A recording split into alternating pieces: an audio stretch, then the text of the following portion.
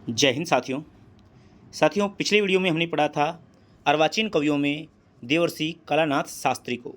उनकी सारी रचनाओं को हमने जाना था, उनके जीवन परिचय के विषय में हमने पढ़ा था। आज की वीडियो में हम पढ़ने वाले हैं उन्हीं के पिताश्री भट्ट मथुरानाथ शास्त्री के विषय में, जो कि कवि शिरोमणि हैं। पूरा वीडियो लास्ट तक देखिएगा और वीडियो पसंद आए तो इसको अधिक से अधिक लाइक और शेयर कीजिएगा। चैनल को अभी तक सब्सक्राइब नहीं किया है तो ज़रूर सब्सक्राइब कर लीजिए। चलिए साथियों, करते हैं वीडियो प्रारंभ। देखिए, भट्ट मथुरानाथ शास्त्री, इनकी एक उपाधि मंजूनाथ भी है, तो ये आपको विशेष तौर पे ध्यान रखनी है। मंजूनाथ के नाम से किस कवि को जाना जाता है, तो वो हैं भट्ट मथुरानाथ शास्त्री। इन्हें कवि शिरोमणि भी कहा जाता है। आगे देखिए, जन्म समय की बात करें तो 23 मार्च 1889 को इनका जन्म हुआ और मृत्यु की बात करें तो 4 जून 1964 को इनकी मृत्यु हो जाती है। जन्म स्थान जयपुर था। पिता थे इनके श्री द्वारकानाथ भट्ट, माता श्री जानकी देवी और गुरु थे लक्ष्मीनाथ शास्त्री। अगर इनके उपनाम या उपाधियों की बात करें तो मंजूनाथ सबसे इम्पोर्टेंट है। कवि शिरोमणि भी इन्हें कहा जाता है। अखिल भारतीय संस्कृत साहित्य सम्मेलन में ये उपाधि इन्हें दी गई थी, साहित्य वारिधि। तो ये कुछ उपाधियां हैं इनकी। आगे देख लेते हैं इनकी रचनाओं के विषय में। अच्छा, कुछ उपाधियां और हैं इनकी, जैसे कि कवि सार्वभौम, आंसू कवि। आंसू कवि क्या होता है कि जो तुरंत जो है कविता लिख देता है, तुरंत जो है कोई भी रचना का जो है निर्माण कर देता है, वो आंसू कवि कहलाता है। ठीक है, तो ये तुरंत संस्कृत रूपांतरण के कारण आंसू कवि कहलाते हैं। कवि रत्न और कवि सम्राट भी इन्हें कहा जाता है। अब इम्पॉर्टेंट चीज़ है, जहाँ से प्रश्न अक्सर एग्जाम में पूछा जाता है, वो है उनकी रचनाएँ। तो रचनाएँ देखिए, इनकी महत्वपूर्ण जो रचना है वो है आदर्श रमणी। ध्यान रखना, ये आदर्श रमणी एक उपन्यास है जो कि 1906 में लिखा गया था।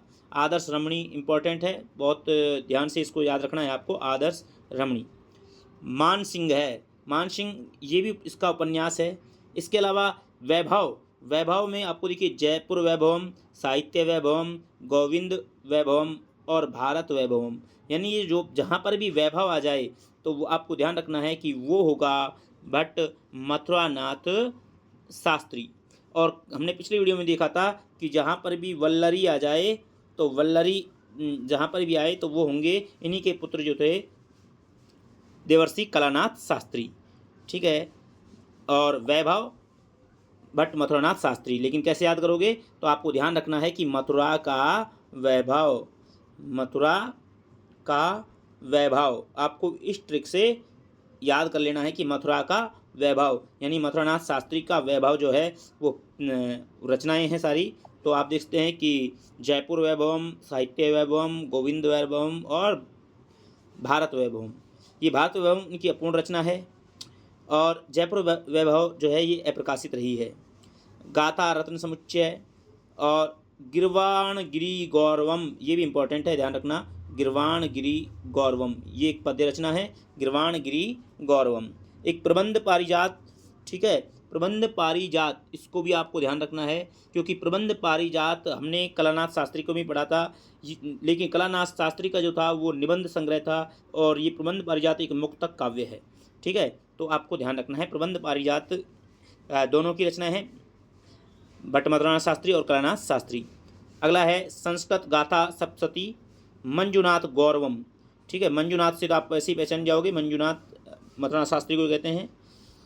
और समस्या संदोह, तो ये इनकी रचनाएं हैं। तो इनमें जो ज़्यादा इम्पोर्टेंट है वो मैं आपको बता देता हूँ। एक तो वैभव आपको ध्यान रखने हैं, तो वैभव से आप याद रखोगे। एक आदर्श रमणी को याद रखना, गिरवाण गिरी गौरवम, और एक इनकी ये प्रबंध पारिजात जो है ये याद रखनी है। तो ये ज़्यादा इंपॉर्टेंट है, बाकी कोई भी पूछी जा सकती है। एग्जाम में आजकल प्रश्न जो है काफ़ी डीपली पूछे जा रहे हैं। अब बात कर लेते हैं आगे इनकी प्रमुख टीकाएँ। तो जो टीकाएँ इन्होंने लिखी हैं, एक तो चषक टीका है जो कि कादम्बरी पर लिखी है, सरला ये रस गंगाधर पर लिखी हुई है, और विलासिनी ये ईश्वर विलास महाकाव्य श्री कृष्ण भट्ट का जो था उस पर लिखी हुई है विलासिनी टीका। तो चषक, सरला, विलासिनी।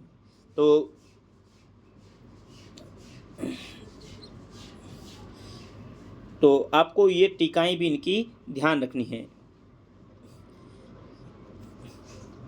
आगे देखिए प्रमुख पत्रिकाएं, तो पत्रिकाएं इनकी एक तो भारतीय पत्रिका है और ये भारतीय पत्रिका के प्रथम संपादक भी रहे हैं, और दूसरी है संस्कृत रत्नाकर और इसके भी ये प्रथम संपादक रहे हैं। ये जयपुर से प्रकाशित होती है। तो भारतीय और संस्कृत रत्नाकर ये इनकी प्रमुख पत्रिकाएं हैं। आगे देख लेते हैं और इनके बारे में जो जानकारी है कि इन्होंने 53 लघु कथाएं और 80 निबंध भी लिखे हैं। इनकी रचनाएं मंजू कविता निकुंज शीर्षक से प्रकाशित हुई। ध्यान रखना, इनकी जो रचनाएं थी वो मंजू कविता निकुंज शीर्षक से प्रकाशित हुई हैं। राजस्थान में मथुरानाथ के नाम पर संस्कृत अकादमी द्वारा 2004-05 में प्रतिवर्ष भट्ट मथुरानाथ शास्त्री साहित्य सम्मान दिया जाता है। तो ये इंपॉर्टेंट है, किस कवि के नाम पर जो है ये सम्मान शुरू किया गया था, भट्ट मथुरानाथ शास्त्री। नाम से ही पता लग रहा है भट्ट मथुरानाथ शास्त्री साहित्य सम्मान, लेकिन ध्यान जो रखने वाली चीज़ है वो है सन 2004-05 से शुरू किया गया है। ठीक है, जो सर्वप्रथम पद्मिनी रचना के लिए मोहनलाल पांडे को दिया गया, ये भी आपको ध्यान रखना है भैया, किस रचना के लिए दिया गया, पद्मिनी के लिए। किसको दिया गया, मोहनलाल पांडे को दिया गया। ठीक है, तो ये भी आपको ध्यान रखना है। आदर्श रमणी की हम बात करें तो आदर्श रमणी एक उपन्यास है जो बंगाल राज्य से संबंधित है, जिसमें नारी के आदर्श जीवन व त्याग का सुंदर वर्णन किया गया है। इस पर बंगाली साहित्यकार शरद चंद्र चटर्जी का प्रभाव है।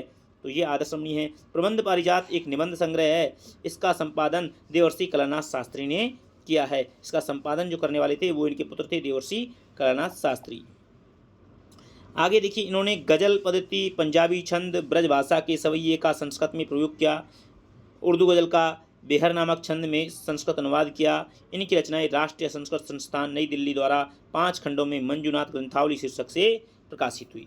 तो ये थे भट्ट मथुरानाथ शास्त्री।